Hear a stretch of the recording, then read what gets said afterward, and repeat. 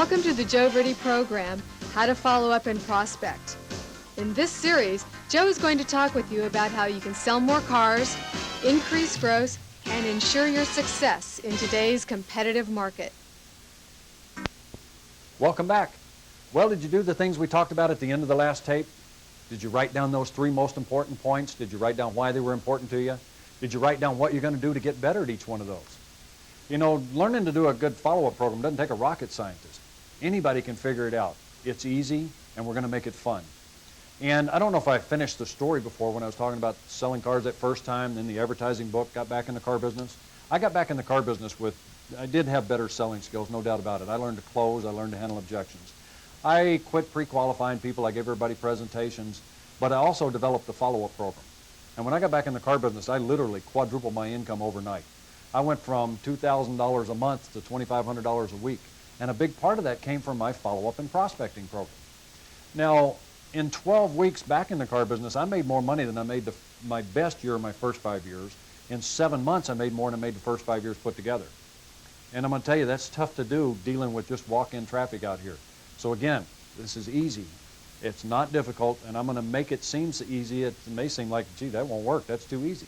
If I explain it correctly, that may be how you feel. Turn over to page 12, and on this tape, let's talk about who we need to do a follow-up program with. Let's talk about the 2 types of success you need to deal with. Let's talk about the 3 methods that we're going to use to contact these people. On page 12, top of the page there, 2 kinds of success. First type is short-term success. Now, you have to have short-term success. You got to sell something because you got to eat. You got to have a paycheck. No question about that. But we have a habit in the car business of only thinking about short-term success. It's our managers always put up the spiff for what can you sell today, how many cars can you sell this weekend, what are you going to do for me this month?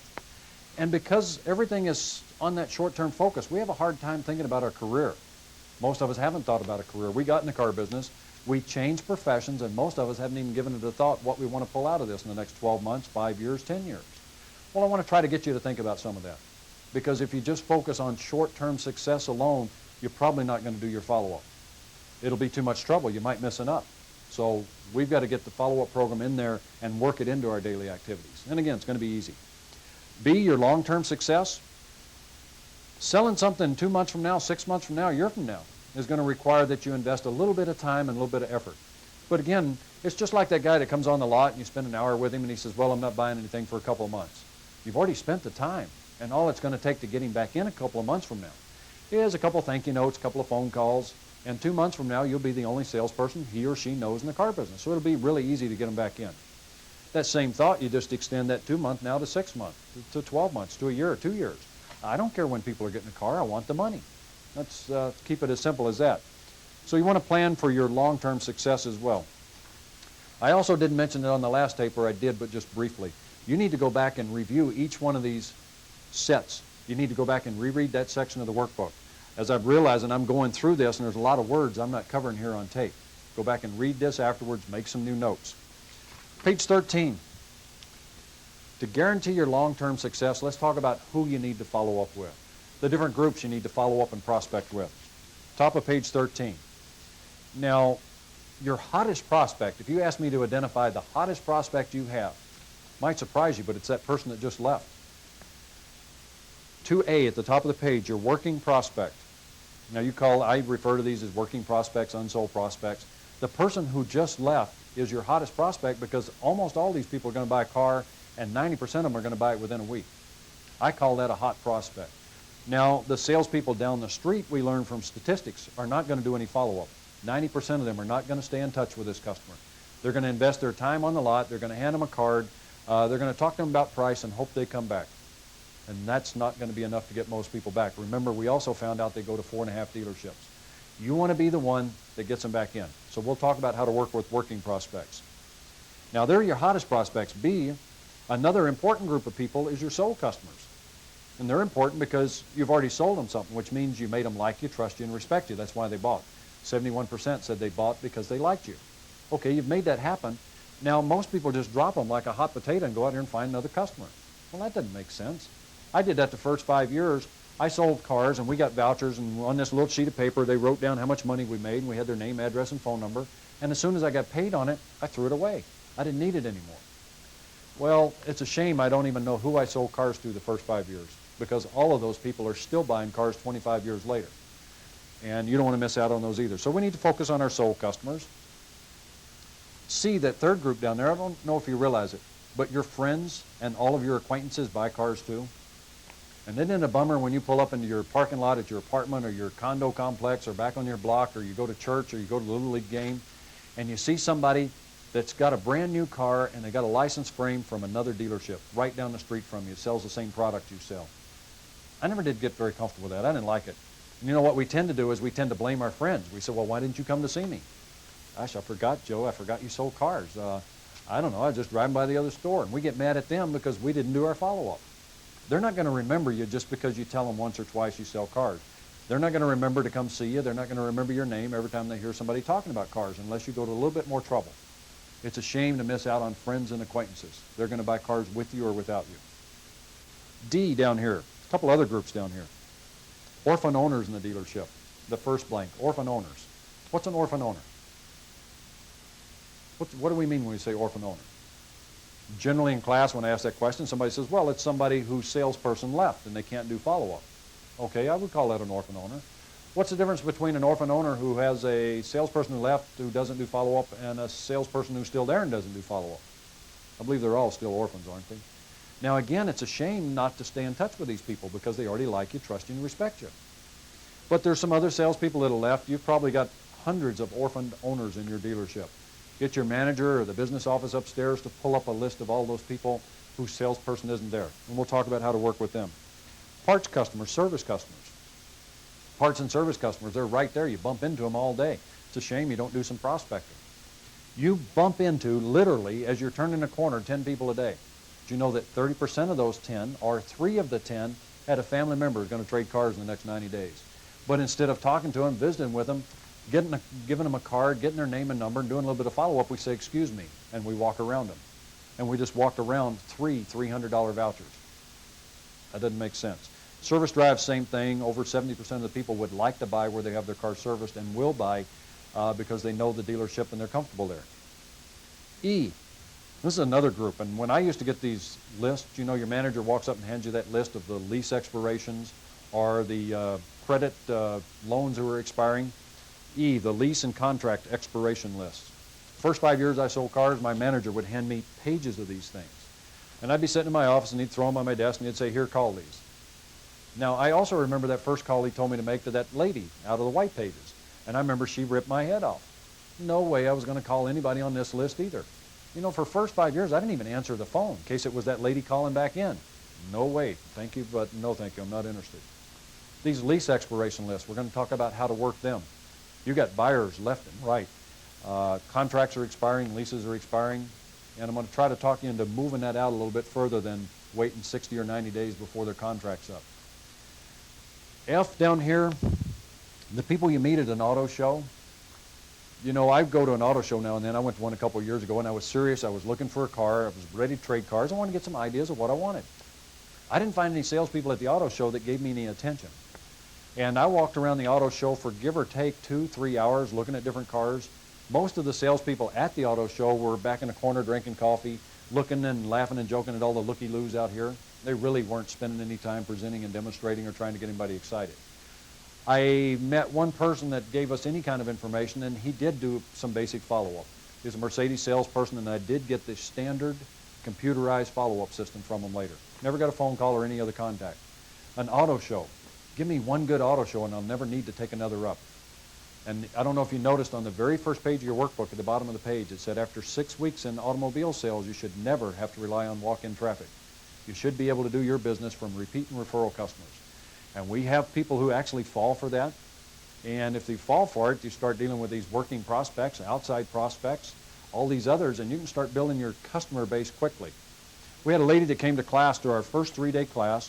When she came to class, she hadn't actually started selling cars yet.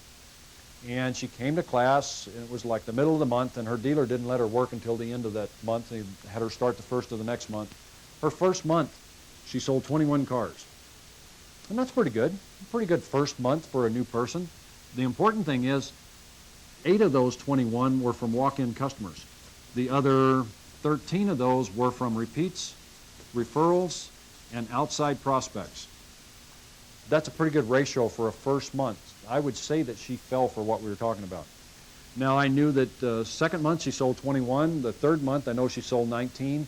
And I didn't hear from her or how she was doing for a year and a half or so. I was talking to one of our regional managers not long ago, and he said, I was talking to that lady, came to class, did so good their first month. He said, now she's selling 42 cars a month with 0 walk-in traffic and 42 all to repeats, referrals, and outside prospects. 42, that's a little more than 6 and 8 and 9 and 10. She did good from the very beginning because she decided she was going to work. She decided to turn this into a profession and not just a job. She went there and she didn't hang around all day. She did something.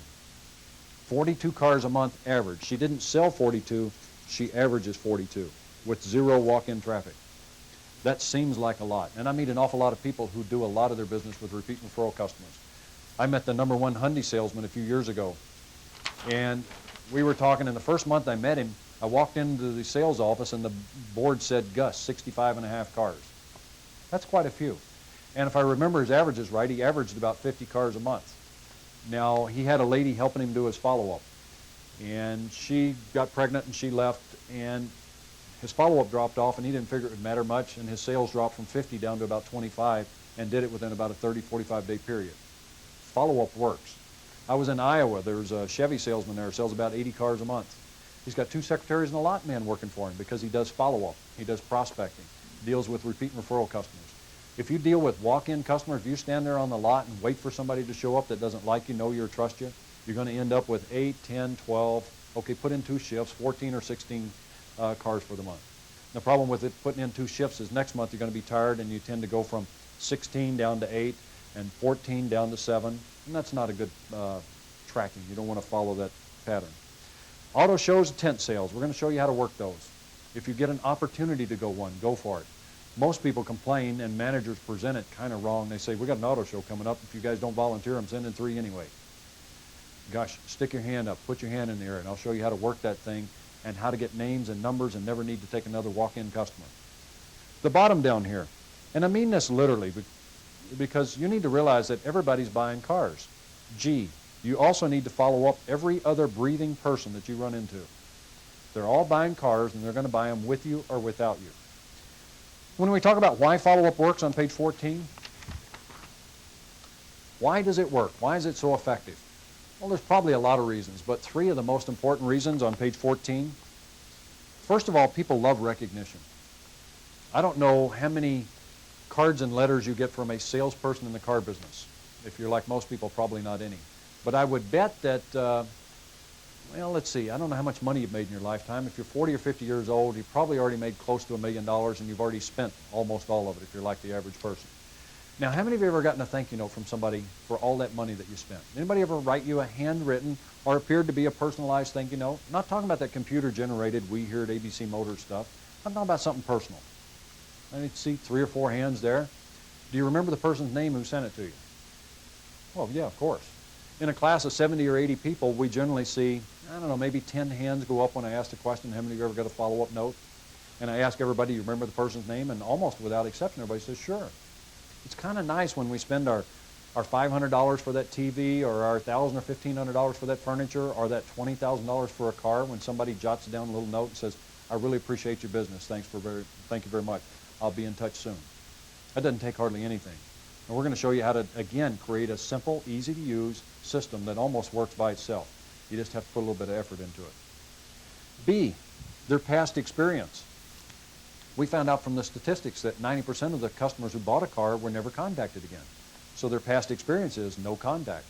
Their past experience buying cars is they buy them from somebody that kind of liked them enough to go ahead and buy it from them, but then right after the sale, they never contacted them again. They tried to call them and they had a problem. Nobody returned their call. They went in for service. They didn't even act like they knew them. Well, with that kind of past experience, if you just change the experience, you stand out like a sore thumb. People would love to do business with you, but you need to do a good job. C, they'd like to deal with a friend. They'd like to deal with a friend. Wouldn't it be great to have a friend who was a banker so that you could call them if you ever had a problem, needed to know some quick information? You could call up your friend who's the vice president of the bank down here. It'd be kind of great to have a friend who's an attorney. If you ever had that little problem, you could call them up and just get a little quick advice. Be nice to have a friend who's a doctor, so you didn't have to go in there and stand in the waiting room all the time. You could just call and you say, Bob, my friend, the doctor, I got a little cold here. What should I do? And he said, oh, I'll just do this and this. That'd be kind of nice not to have to go down to the office. Be nice to have a friend who's a dentist. All of those are important areas in our life.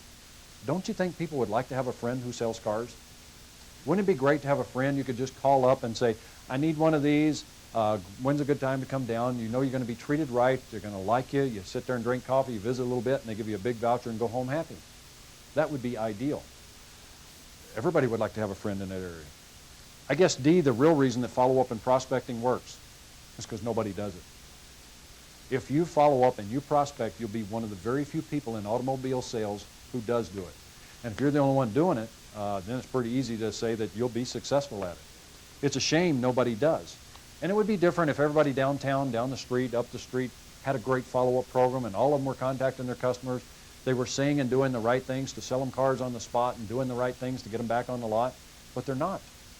You don't have any competition if you decide to turn pro in sales, whether we talk about good presentation, demonstration skills, or whether we're talking about follow-up. It's a piece of cake to get good and stay good and make a lot of money because nobody's trying. They're all hanging around drinking coffee, waiting for something to happen. On the next page, page 15.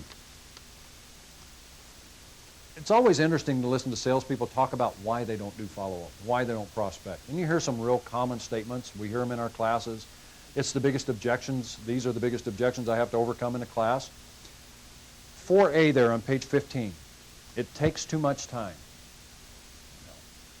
You might use that as an excuse, and I used to use it my first 5 years because I didn't want to do it, but in real life it doesn't take much time. How long does a 5-minute phone call normally last? I mean, give or take. About 5 minutes. When we talk about doing ongoing follow-up, doing newsletters, things like that, how long does it take to take a label and stick it on an envelope? Are we talking, what, 3 to 5 seconds? I mean, if we stretch it out and we do it the slow way and get it perfectly straight. How long does it take to fold up a pre-printed note, sign it, Joe, P.S., enjoy your car, fold it over and put it in that envelope and address it? Are we talking about another 30 to 45 seconds? So when we talk about follow-up, it really doesn't take much time. When we get a system down, when we understand the system, when you prepare yourself and plan everything ahead. B, it's too much trouble. I guess it is a little bit of trouble to go out and print those notes up. I guess it's a little bit of trouble to fold that thing over 2 or 3 times. I guess it's a little trouble to sit down and write your name and number and address it. I guess it's a little bit of trouble to organize your system. But I can't imagine that being nearly as much trouble as standing out there in the rain, the sleet, the sun, the snow for a couple of hours waiting for something to happen, and then when something does happen, it's a customer who doesn't like you or know you or trust you. Comes in with a price book under their arm, says, I already shopped 7 places, want to know your best deal. If I'm comparing trouble to trouble, that doesn't seem like hardly any trouble to do my follow-up to deal with somebody who likes me, trusts me, and respects me, who's going to come in and hand me a voucher 80% of the time. I think we have our trouble confused here. C, might missing up. Let's see, that is a possibility. You're in there folding that envelope, doing your follow-up calls, that 5-minute call, you may very well miss an up. Now, if I understand that right, that doesn't seem so bad either. An up is a 12%er. That's your closing ratio. That's your probability of making a sale with that guy who just walks on the lot, 12 to 15%. This guy you're talking to on the phone is an 80%er. Let's see. I'll drop an 80%er to race out there and take a 12%er. Pass? I don't think so. That doesn't seem to make very much sense. In fact, if I do math right, you could miss about 6 of those before it equaled missing 1 of these. And again, once you get enough of this stuff working, don't worry. You won't even need to worry about missing an up because you won't have time to take one. We'd like to wean you from needing the up for your part of your paycheck. Those are the common excuses I hear. At the bottom of the page on page 15 are the real reasons people don't follow up and prospect. If we're talking about real life, why we don't, 5A, fear of rejection. That's why I didn't. That first lady I called the first day in my first new job in selling cars, that first lady I called just ripped my head off. I didn't like it. It wasn't that much fun. It wasn't very comfortable. There was a lot of rejection that goes along with that. I was afraid that the next few calls I made would be the same, so I didn't call those other 9 people. That fear of the unknown, what may happen, keeps almost all of us from doing the most productive activities in sales. We don't ask for the order. We're afraid they'll say no. Well, if you don't ask, the answer is no. It's the same thing with follow-up. B, I think if we were talking about real reasons, we're just not very organized. I wasn't very organized. I didn't know how to do this stuff. My wife got me on a follow-up program. She showed me how to write notes, how to set up my system. I didn't know hardly anything about computers. I got a computer, started putting names and numbers in it. And I found that you can pre-print these things. You can cheat, and follow-up works. And once you get your system down, it does take a little bit of time to get a disorganized person organized, but once you organize, this is a piece of cake. So we'll talk about that later. C, I think another one of the big reasons is there's no clear sales goals. You know, if all we're concerned about is short-term success, other than that working prospect, there's not a lot of reason to go do some follow-up or go out and prospect. If all you want to do is sell a car this afternoon, and you're reasonably sure that there may be some traffic on the lot, if there's 5 people on the lot, you probably sell a car this afternoon, give or take. If you do enough presentations, demonstrations, close, you're pretty good at it. I would rather find a repeat customer referral, an outside prospect. I'd rather get one of those on the lot every day, because all it takes is one of those to sell one car 80% of the time. 2 of them, I'm going to make 2 sales. 5 of them, I'm going to make 5 sales. I like that a lot better. And it'll take me a lot less time to sell those 5 than it'll take me to sell 1 or 2 talking to 5 strangers who don't like you, know you, or trust you. D, haven't seen the value. I'm going to have to ask you to set up a follow-up program before you see the value to you of doing it. If you haven't done it, you can't understand the value. You've never deposited the checks in the bank from having done it. It's like in our planners. In phase 1, we got the planners. If you went through and I asked you to use them every day for 60 days, if you did, and you actually did that, 60 days later you saw the value. You saw that now you're going to work, you're sailing through a day because your day is planned for you. You planned your day step by step, yesterday, last week, and last month. And it got easier and easier and easier. First 30 days probably like pulling teeth for some people. But after 60 days, I know it's a piece of cake. It's the same thing with follow-up. In the beginning, it's going to be like kind of like you're walking on a paved road out here and somebody just had you walk in the bar ditch in the mud. It's tough. It doesn't make sense. Well, if you'll ride it through that little difficult period in the very beginning, this is a piece of cake. We'll show you how to have a great time at work every day instead of having a terrible time at work some days. But you have to do it long enough to see the value. I can't give you the value first. All I can give you is the directions first. Follow the directions. 60 days from now, you wouldn't even consider not doing follow-up. You'll already be making too much money. And E, the biggest reason at the bottom of the page, people don't know how. They don't know how to use an effective system. They can't see themselves setting it up. That's all right. That's what we're going to talk about on these tapes. We're going to show you how to set up and use an easy and very effective follow-up program. And all I need you to do is follow the directions as we go each time. Your homework in this is not like your homework in the closing set. You know, in there you had to write out your 30 questions, you had to memorize them, you had to read them into a tape recorder, and you had to role play those every day, practice, drill, and rehearse. In this, we're talking about organizing a system, and we're going to take it step by step by step. On the next page, let's talk about why you need to do your follow-up. On page 16. Page 16, let's talk about why you need to do it. At the top of the page, it says 7 good reasons to learn how to follow up and prospect. Now, what I'd like you to do is the same thing we do in class when we go through this page. I'd like you to put true or false beside each one of these. If you agree with the statement, and we fill in the blank, if you agree with that, put a little check mark beside it. If you don't agree, put a little X beside it, or T or an F for true or false. 6A there, would you agree that with good follow-up and prospecting, you can build a guaranteed future income for future sales? Would you agree that with follow-up and prospecting, you can build a guaranteed future income by building that solid repeat and referral business? I worked with a guy about 15 years ago who was one of the best salespeople I ever met. This guy had the natural skills and ability. He was that outgoing person. He'd meet somebody and 3 minutes later they liked him. And he had good selling skills, he had good closing skills, and he was great. And he made about 12, 15 grand a month 15 years ago. And that's a lot of money back then. The problem was, I doubt that he ever made $100,000 in his lifetime in a year, because he had to jump dealership to dealership and rainbow to rainbow. He had to go where the walk-in traffic was. He had no follow-up program. If he had a follow-up program, this was a $250,000 salesman just sitting there, but he didn't understand the value of it. He didn't understand about the guaranteed future income part. He was good, but with nobody to talk to, I don't care how good you are at selling. You're not going to sell a car today. So I think everybody probably agrees with that. B, so that you can maintain a consistent number of sales each month. So that you can maintain a consistent number of sales each month. Now, I know some of you in the room have a pretty good follow-up program. And if you would, help me out on this. Do you have, I don't know what percent of your business comes from follow-up, but if you're selling 15 cars and you get 8 from follow-up. Now, I know the other 7 between the follow-up and the 15, those others fluctuate a little bit with walk-in traffic. But if you get 8 a month, are your 8 pretty consistent? Sometimes you get 9, sometimes you get 7. But overall, is your repeat business pretty consistent? When you mail out a newsletter, you generally get the same kind of response every time? Yes? That's what everybody in class says too. What you need to understand is, and I'm going to talk to you about building a customer base. Remember that old commercial, I think it was Allstate or Farmers Insurance? Remember they had their hand out on TV and they said, we want you to join the Allstate Club? If I can get you to build your repeat business, your customer base big enough, let's say that you got 1,000 people in your customer base. Would it be safe to say that regardless of the market, regardless of the weather, regardless of the economy, regardless of the tornado in town yesterday, or maybe because of it, that some of your customers need a car today? Somebody wrecked their car last week, somebody's lease just expired, somebody's loan's coming up, somebody's car is just worn out, somebody's son or daughter needs a new car. If you'll build your customer base, they'll always produce X number of units for you every single month. But you got to do your follow-up and you got to get the people in there in the first place. C, and this is another one of those really important things, so that you can choose your own customers. So that you can choose your customers. You know, it's really not any fun when you get to work every day and you're enthusiastic and you talk to this person, you do a nice job, and you spend an hour and a half with them, find out later they couldn't buy a candy bar on credit, much less a car. That's no fun.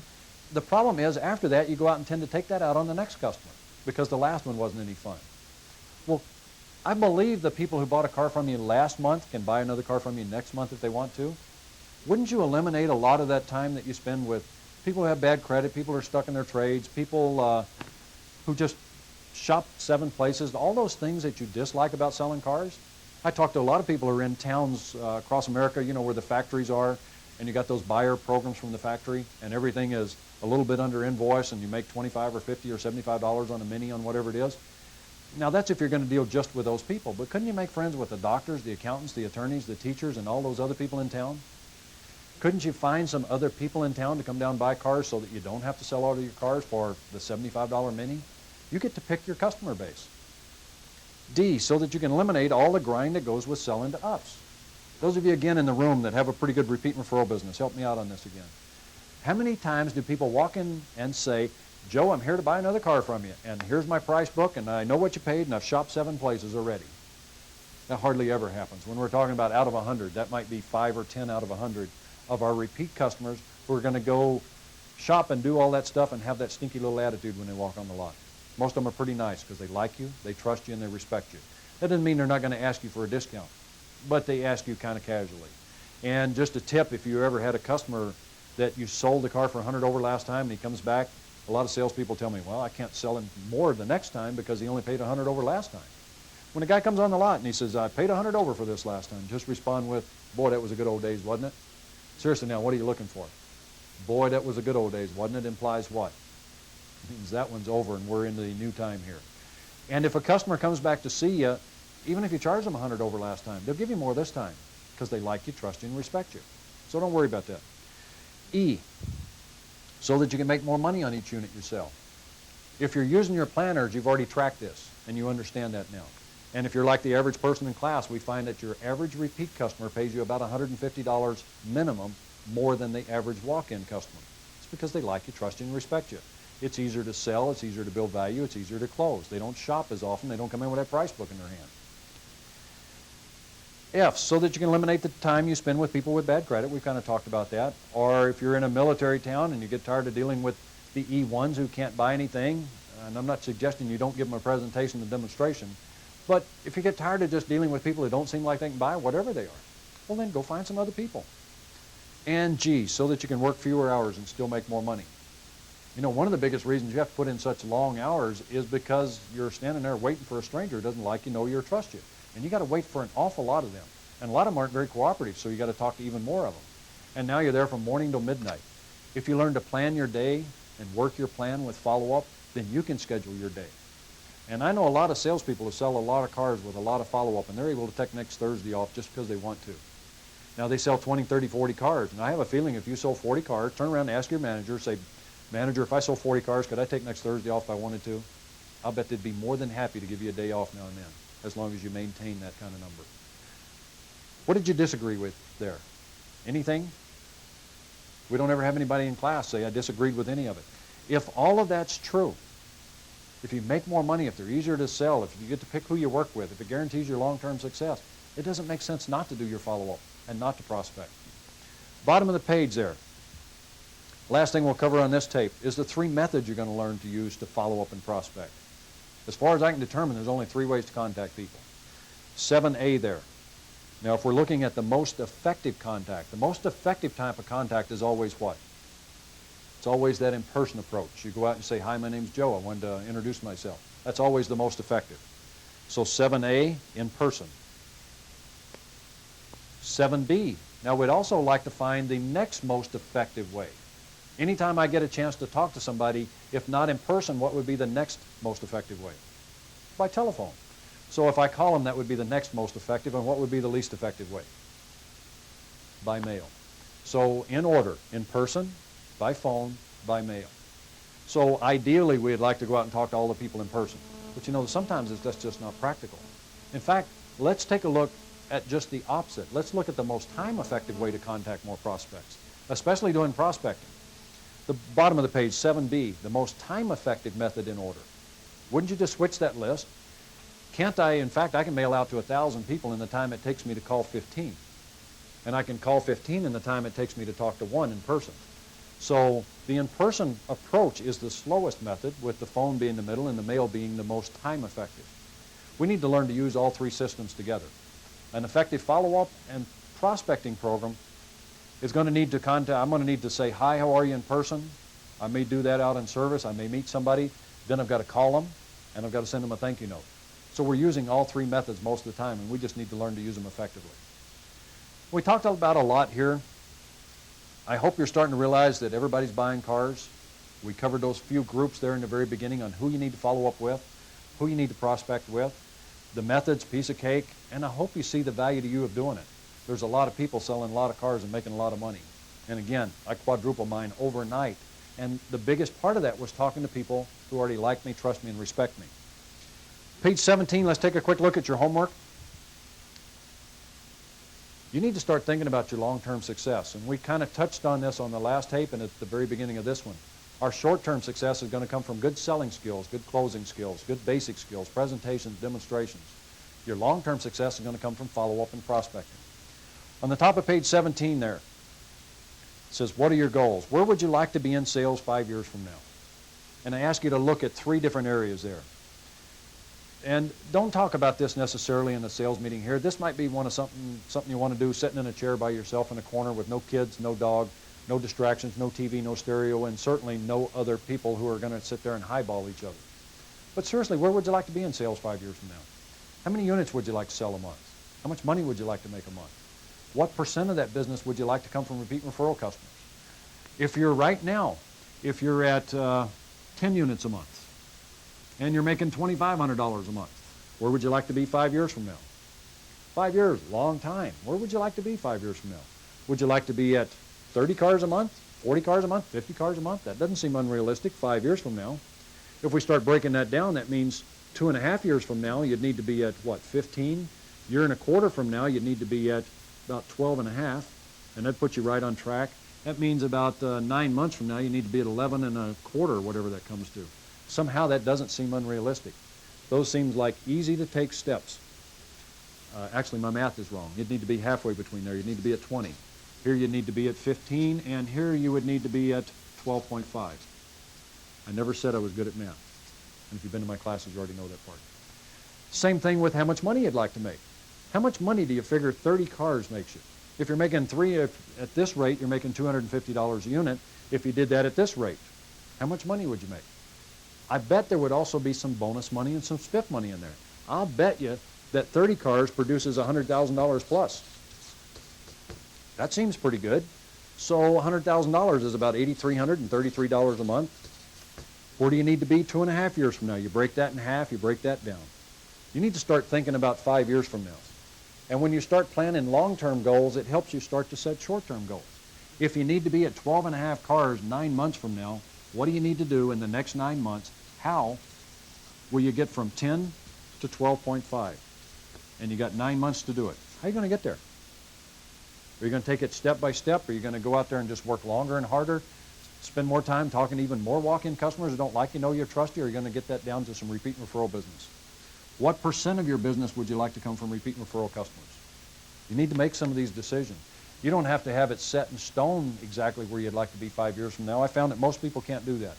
And I don't know that I have my goals so clearly defined down to an exact number of units or an exact dollar amount. Where do I want to be in 5 years? I have vision and I have ideas of what I want to accomplish, but I got good, solid, concrete one-year goals. So let your mind wander there on the 5-year, and then it'll help you come up with some realistic one-year goals. At the bottom of the page there, C, it says other long-term goals I'd like to achieve. What else would you like to do? Would you like to be number 1 in sales in the dealership, in the zone, in the city, in the state? Would you like to be the number 1 salesperson in the nation? Would you like to sell 40 cars a month and have a secretary and a lot man working for you? What would you like to accomplish? When this tape's over, sit down. In the meeting, sit down and talk about everything we've covered and write down the 3 most important points again. We need to do that on every tape. This goal setting, you should do that at home. You should do that in a quiet place. Just sit down and talk to yourself about this. What would you like to have happen in your career?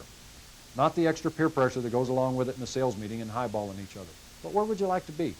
If your sales manager's watching this, manager, sit down with your salespeople after that and help them get from where they are to where they'd like to be.